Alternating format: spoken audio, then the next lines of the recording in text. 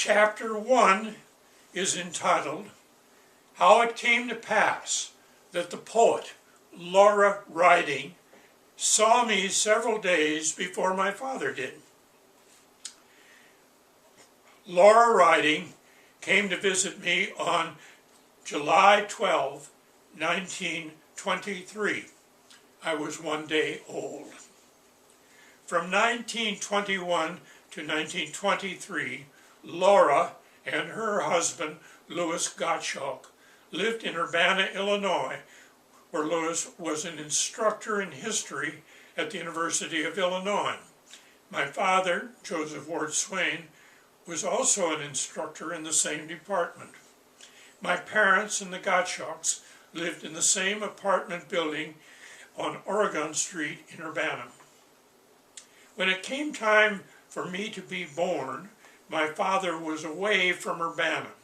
He was in Evanston, Illinois, teaching summer school at Northwestern University in order to pay for me. I was born on a Wednesday, but my father did not get back to Urbana to see me until Saturday. In the meantime, the lady from the apartment upstairs, Laura, went to the hospital to visit the lady from the apartment downstairs, my mother. I assume that they chatted with mother and looked at me.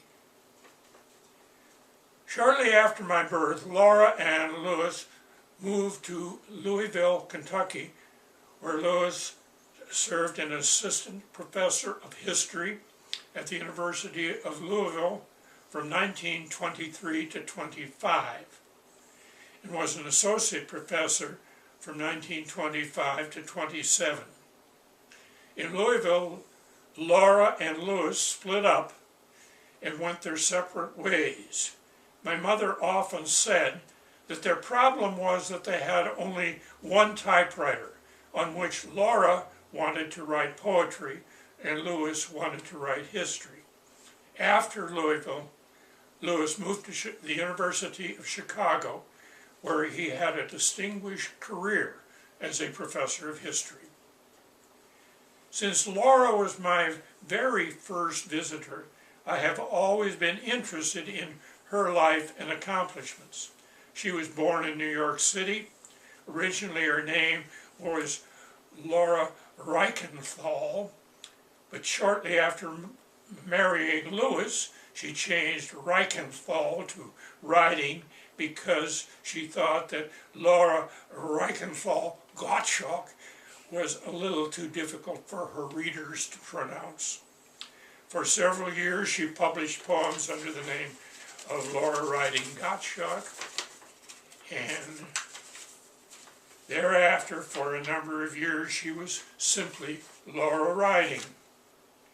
Later in her life she married Schuyler Jackson, a critic and former poetry editor of Time magazine, and at that time she stopped writing poetry. She died at the age of 90 in Florida in 1991.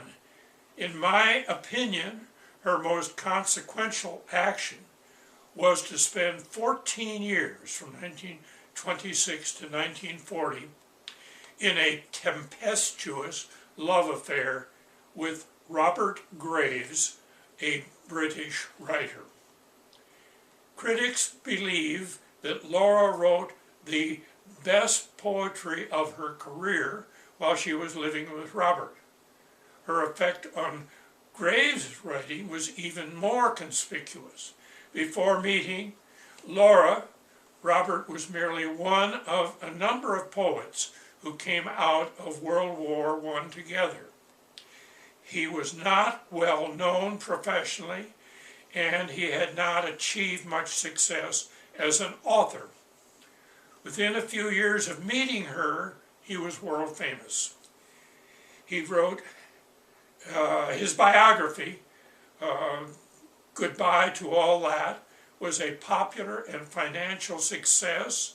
He wrote a pair of historical novels which were set in Imperial Rome, I, Claudius, and Claudius the God, that are still read today and were made into a television series starring Derek Jacobi in 1991.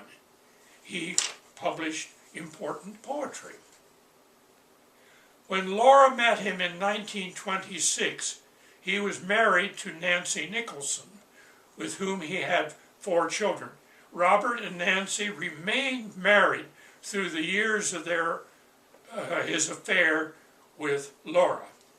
Eventually, the strains of the situation led Laura to attempt suicide by throwing herself out of a 4th-story window. She survived the fall, and when she had recovered sufficiently from her wounds, he took her to France. There, Robert's poet friend, Gertrude Stein, suggested the Mediterranean island of Mallorca was a place where Laura and Robert could find the peace and solitude that they would enable them to pursue their respective writings. They rented a cottage at the Mallorcan village of Deva and lived there until the nearby Spanish Civil War broke out in 1936. They then moved back to England and after that to the United States, where Laura met Schuyler Jackson and soon left Robert. Thus, Laura's love affair had consequences to her writing, to Robert's writing, and to Nancy's family life. It also had a small consequence to Mrs. Varney.